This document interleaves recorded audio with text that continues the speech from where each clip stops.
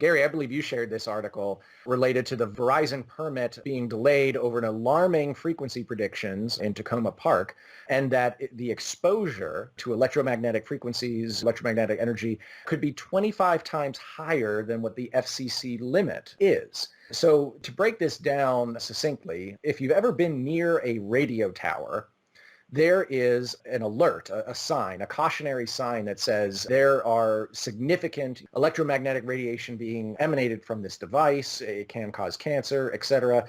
And you should steer clear or not be situated near this radio tower for a prolonged time. But what with 5G, and we've been talking about this for quite some time, with 5G, not only is it a higher frequency, it's close to the microwave energy, so it's almost like sitting in a microwave, which is crazy to think about, but it's also the pulsation of the energy is very dangerous. So it's not a steady state frequency like our 4G today. It's much more of a pulsed frequency, which has detrimental health effects of its own.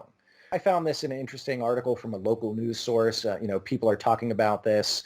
Anybody else have anything to share about this recent 5G update? One thing that's important to note about Tacoma Park is that's a very affluent neighborhood.